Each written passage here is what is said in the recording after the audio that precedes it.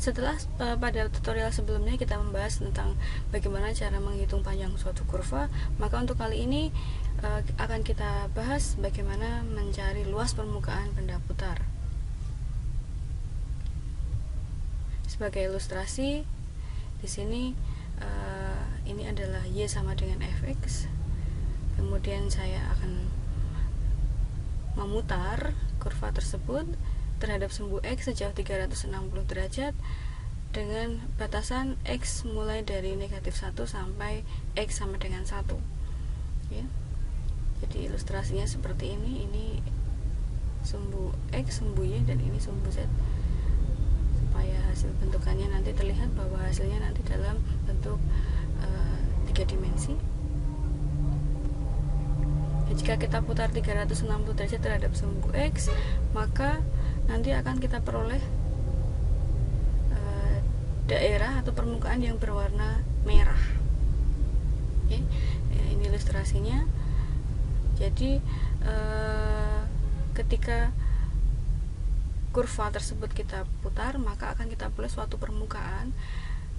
Dan untuk video kali ini akan kita bahas bagaimana mencari rumus dari luas permukaan benda putar tersebut.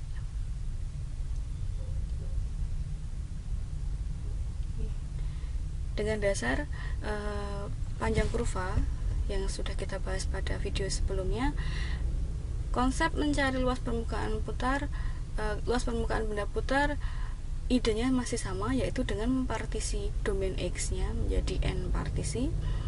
Kemudian membagi tiap-tiap partisi dengan panjang interval yang sama. Ketika kurva ini kita putar, maka benda putar tersebut setiap partisinya dapat kita wakili dengan kerucut terpancung, seperti contohnya misalkan pada titik PQ yang saya ambil di sini, bagian terkecil dari partisinya. Ini bentuk kalau kita zoom PQ-nya di sini. Kemudian luas daerah yang kita putar di sini dapat kita dekati dengan luas kerucut terpancung dengan panjang segmennya adalah delta S. Kemudian luas permukaan yang kita peroleh adalah delta A. Ketinggian dari kerucut terpancung adalah delta X. Kemudian untuk jari-jari terpendek adalah delta Y.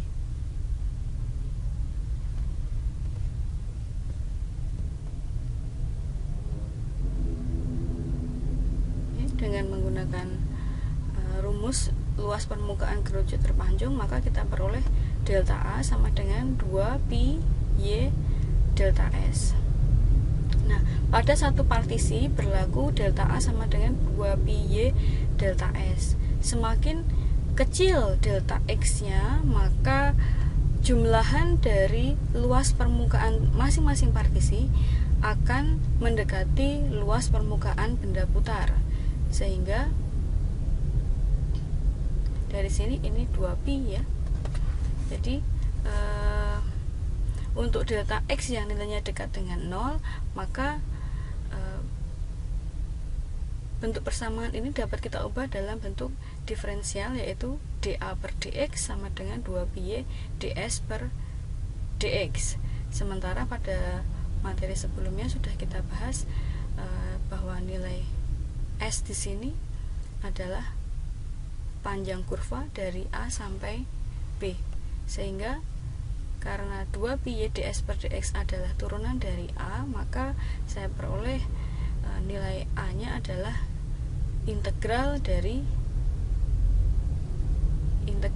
y ds dx 2pi dari A sampai B untuk dx. Jadi integral, saya ulang lagi, integral dari 2pi y ds dx dari A sampai B dx. Sementara pada perkuliahan sebelumnya ds per dx nilainya adalah akar dari 1 plus kuadrat turunan pertama dari F.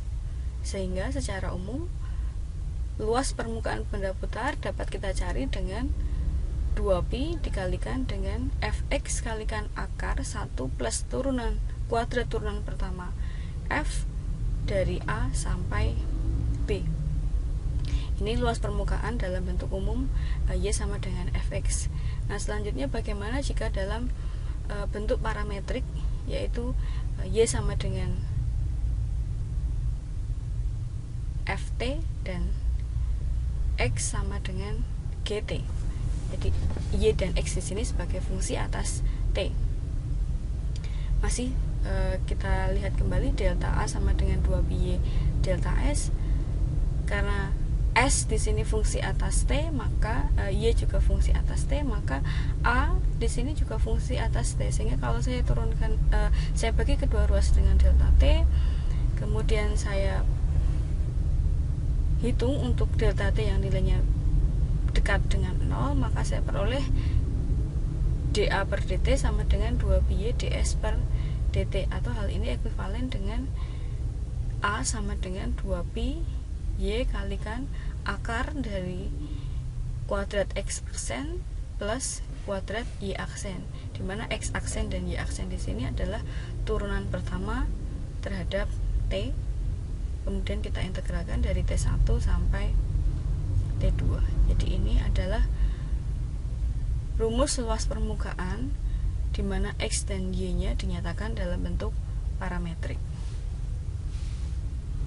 Untuk soal-soal latihan bisa kerjakan di materi yang sudah ada di Bismart.